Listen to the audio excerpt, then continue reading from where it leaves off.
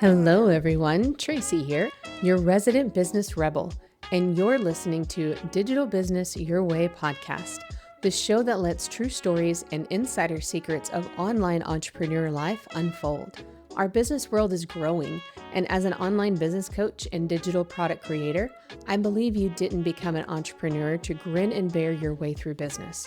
So I'll be your guide as we drop in on coaching calls, have intimate sit-downs with online personalities you love, and discuss ideas, opportunities, and strategies circulating our online world. So pop in your earbuds, tap follow, and join me as I demystify this thing called business. Hello. Welcome back. And, today we're going to talk about what a lot of people are calling a trust recession, right? While others are saying selling is just harder now, especially with all the shit that's going on, in the world and locally, and it seems to be touching every part of our lives, right? I don't think either of those are wrong necessarily between a trust recession and selling and marketing feeling hard, but I do say it's incomplete, right? Because marketing and selling hasn't gotten harder because tactics have stopped working or because it's louder. It's gotten harder because the relationship between buyers and sellers has shifted. And most people are still trying to solve that with traditional strategies, right? But buyers aren't confused, they're experienced. Sellers and marketers, you're not lazy or unethical. It's just operating under a different pressure than what we were even a few years ago. And when those two realities meet without any sort of acknowledgement, selling and marketing starts to feel tense instead of collaborative or fun or exciting, right? Because there's all that unspoken garbage between us. And when that relational shift, when it's not accounted for, there's really no amount of strategy that can fix the friction. So today we're going to look at what's happening between buyers and sellers and how seeing this clearly, it will change how you market and how you sell. So you can notice that clearly, right? So the actions that you take moving forward are going to match your intent instead of accidentally copying approaches that no longer fit the moment we're in. And so, there's not any of that panic and like Chicken Little, the sky is falling kind of feeling that comes whenever we don't understand a dynamic, but we fall into that default behavior, right? When we borrow urgency that doesn't match the values or reuse messaging that made sense a few years ago, but now not so much. And applying systems that are built for a different level of awareness. So we can stop wondering why things are feeling off. And instead, let's make that invisible tension visible. All right. So you can choose how you want to respond and how you want to behave and act as a buyer and as a seller and marketer. Let's start with buyers. So not as a category, of course, but as the humans. We always go human first here. So we're going to have context and that history and that wariness that we're all going through. Because it's not the same buyer from a decade ago. I think we all know that. But it's not even from a couple years ago, and not in a small way either, but fundamentally different. As the world has shifted dramatically in how people experience information, technology, risk, right? We're looking longer before buying. We're comparing options. We're consuming more free content. Even though the swing was quit giving all this stuff for free. It's well, actually, no, people have this longer runway. They need the freer content, right? And demanding trust before they part with attention or money. Recent research is even following this idea about digital consumer trends, yeah? And showing that trust and transparency are now among the top drivers of consumer decisions last year in 2025. So even ahead of traditional factors like brand recognition, price, a coolness factor, all those things that we think of as traditional drivers, it's now transparency and trust. And one report in 2025, it had as many as 60% of consumers say that trust and transparency are the most important trait a brand can have when making a purchasing choice. So obviously people aren't buying faster, they're buying more intentionally, right? And it's not in just, what people are saying to, I don't know, look impressive on an anonymous survey. It's also how they're behaving. His research is also showing that in the context of like e-com, shopping today, it's a deeply deliberate process. In the UK, nearly 80% of consumers are researching products and brands like extensively online before making a purchase. And the majority are navigating the digital world with like a more conscientious, more cautious, information-rich way than ever before, right? And that's e-com. So if they're doing that, for shirts or laundry liquid, then what's happening with business advice and information and, healing and all the things that we do on our side of the digital space? When buyers are hesitating in your launch, in your DMs, in your sales page, it's not because they don't want to decide. It's because they're doing what humans do when the stakes feel real and alternatives are visible. We gather information, we gather evidence, we compare, we scan for risk, even if, we're not labeling it as it, that's what we're doing. And we wait until the internal cues are like, yeah, okay, this is safe, right? Those excitements, those gut feelings that are actually like lasting time. That's buyer sophistication in action. That's that discernment. And we felt it. We've bought fewer impulse things, not just because of economic uncertainty and inflation, but also because we've encountered too many misleading ads and low value courses that, they left a bad taste, right? We've heard people preach to just raise the price of what you have, that we side eye every single thing that we see now, wondering if we'll think it's really worth what it's costing now, right? It's not laziness. That's data in action. It's our nervous system saying, if I'm going to spend my time, my money, my energy, I want to feel secure in this choice. Yeah. Buyers aren't just evaluating offers. They're evaluating offer clarity and offer trustworthiness and your authenticity.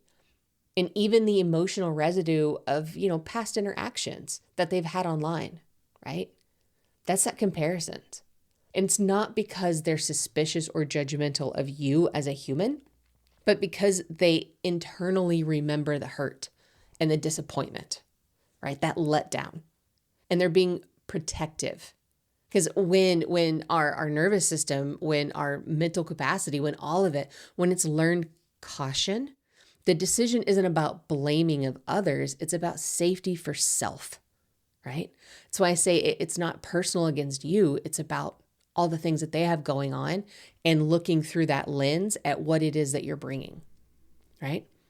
Because when someone's been disappointed before, the question isn't, is this seller as a human good or bad? It's, can I trust myself to make a better decision this time, to not get taken advantage of, to not be disappointed, right? That's a very different landscape than, giving more information, send out another FAQ email. It lines up with how consumer behavior is evolving more broadly too, right? We feel it, we label it, but we also see it all over the interwebs because trust isn't optional. In today's environment, a significant portion of people abandon carts and stop buying if trust feels shaky or unclear. And recent data shows that 40% of consumers have stopped buying from companies because of trust issues. Just the trust issue part. And almost 1 in 5 abandon purchases due to security or trust concerns. That's everything from, having the other messages that is being pulsed out about your offer and about your business. Trust is not a fuzzy concept anymore. It's an economic signal. It's why hesitation looks like resistance, why you can read it as resistance sometimes. But in reality, it's the buyer saying, help me feel safe, seen, and sure before I hand over my decision. Not because they're closed, because they've been burned and misled before. Not because anybody's lazy, but because they've learned the cost of acting too fast.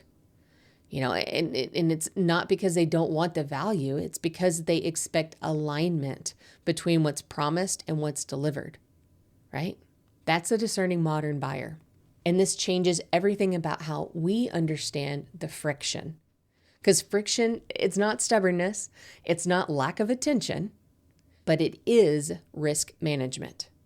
Okay, so let's talk about the other side of this, because buyers don't show up empty-handed, and neither do the sellers and the marketers, right? We're not the neutral actors in this equation. We bring our own content, our own pressure, our own nervous system situations into every sales interaction, in every marketing message that goes out, whether we're aware of it or not. And over the last couple of years, the context has gotten just heavier. I think that's a good word for it, just heavier. Because revenue goals, they're not disappearing just because the market has shifted, right? And expenses definitely have not gone down. Even as much as we are, combining tech and getting rid of certain things, it's not gone down. And, time hasn't suddenly become more abundant on an overall area, right? Maybe in yourself, you've been able to figure that out, but not cascading. So for a lot of business owners, selling, it stopped being about growth and it started being about stability, or in a lot of cases, just survival, and that pressure, it shows up, it seeps out of us. It shows up in how urgently we need something to work and how attached we become to outcomes, in the language we borrow without really checking whether it matches our intent. And that's where, that misalignment really clicks in. Because when sellers are under pressure, well, we tend to go into default, right? We reach for strategies that, somebody is saying is working, or someone who we see as an authority and we're like, okay, they've got to know what's going on, so let's do what they're doing. Copying the language because it did convert, or hey, it just worked on me, let's try it, right? We adopt urgency that isn't actually true for us, but feels necessary in order to keep momentum going, or because we're afraid of losing the attention, right? And I don't believe that you're doing this, unethically, like intentionally. It's just that human panic, really, right? And this is the point of today, that when a seller pressure meets a buyer's discernment, well, the friction's inevitable, right? If one's saying, slow down, I have to build my trust first, and the other one is like, do it now or everything's going to fall apart, well, that causes a problem, right? And it's not because either side is wrong. It's because the needs underneath aren't aligned, yeah? Because buyers are asking, is this safe? Can I trust this? Does this actually fit my life right now? And sellers have all this unconscious stuff going on, like, or sometimes very much spoken to, will this work this time? Will I hit the number? Can I afford for this to not sell? It's not a moral failing. It's just two nervous systems trying to protect something important, right? And they just happen to be at odds. Because when we don't acknowledge this reality, well, selling becomes that natural tug of war. Pressure tries to move the buyer faster than their awareness is ready for. Hesitation feels like resistance instead of information. And sellers start interpreting not yet, well, as never, right? It's where the strategies will then turn into that manipulative feel, even when that was never the intention. Because the urgency born from fear feels very different than urgency born from truth. Buyers sense that. We sense it seeping without being able to stop it, right? It just feels like it's oozing. The tightness before the launch, the aversion to going live, the sense of bracing instead of inviting. The feeling of more, quicker. Oh my God, I'm so drained now. Oh, I'm tired. I just can't keep doing this anymore. It's not that you're bad at marketing. It's not you're bad at selling. It's signs that the system you're using isn't matching the level of awareness you have. It's why so many people feel that urge to just, burn it all down, or just give up, or maybe it's just not going to make it anymore, or I have to, keep try. It's those driving choices. When a seller's intent and a buyer's reality aren't in conversation with each other, there's no tactic in the world that's going to fit the gap. And it's not changing niches, changing audiences, any of that other stuff, right? Because if we zoom out and we look at this honestly, the friction people feel in selling, it's not tactics at all. Not copy, it's not launches, it's not offers. It lives in the space between the buyer and the seller. Friction is showing up when buyer awareness evolves, but the selling structures that we're using and the marketing processes involved are relying on, they haven't caught up with the awareness evolution, right? When sellers are more conscious than the strategies they're using, when buyers are more discerning than the messages that are going out, when pressure is trying to do the job that clarity should have always been doing. It's where the feeling's off and, the results show, right? It comes in with the trickle, with the launches, with the lack of. Noticing it's not the end goal, right? It's step one, okay? Because awareness isn't meant to keep you in observation mode forever. It's meant to inform action. So instead of asking what's the right strategy right now, more useful questions become, what am I actually trying to support here? What does my buyer need to feel safe to decide? What does my business need to feel sustainable? And do those actions that I'm considering or that I'm already doing, do they match with my true intentions? That's how you stop accidentally copying and pasting, right? Approaches that don't fit. That's how we get out of just like noticing loops and awareness and into that informed action. It's not rejecting every single structure, or definitely not swinging to the extreme opposite. It's by consciously choosing. Choose the pace that you need to go instead of feeling like you are constantly acting out of pressure, right? And it's choosing structures that will support the trust instead of trying to bypass it, or just be louder, or just be trendier, or just be this or that. When buyers and sellers meet each other from this aligned place, not as roles, not as opposing sides, but as humans navigating a decision, selling stops feeling adversarial, right? It can become collaborative. It's why I put the last episodes in this episode in the order that I did. So that way it wouldn't feel like a new formula, and not to like say, oh, you must do this next, but to help you see what's actually happening. So whatever you choose to do from here, it is intentional, not inherited. So you have the context, the history, the relational clarity of what's going on and why, right? Because from here, the next move you make in your messaging, in your offers, in your launching, you can come from alignment instead of reaction, right? So that way it actually does feel like, oh, wow, I'm in charge. This is clean. It's like, no matter what happens from here, I feel good about what I'm doing to go into it. It's not more noise. It's not more tactics, right? It's just clearer seeing for clearer action. And that's what we're going for. And this is a message that it started off as just one. And I was like, hang on, this needs more space. So it kind of went through, and it tied so well with Gloria's episode that I was like, this is all going to go together, right? So this one's a bit short and sweet to try to kind of tie it all up. And as always, let me know your responses. Send me a DM on Instagram. Put in a question or comment into the AMA box, right? Let's keep this an open dialogue. I want to know what it's like for you as you're going through this and as you're hearing this. Okay? So until next time, be well and have some fun. Thank you for joining me here on Digital Business Your Way. Be sure to check out the show notes for all the links mentioned today. And while you're there, I'd love for you to rate and review the show. And if you have a topic or question you want me to answer, I want to hear it. Head to traciepatterson.com/AMA and ask me anything about business. If I don't know it, I'll bring it up with one of my guests. And until next week, be well and have some fun.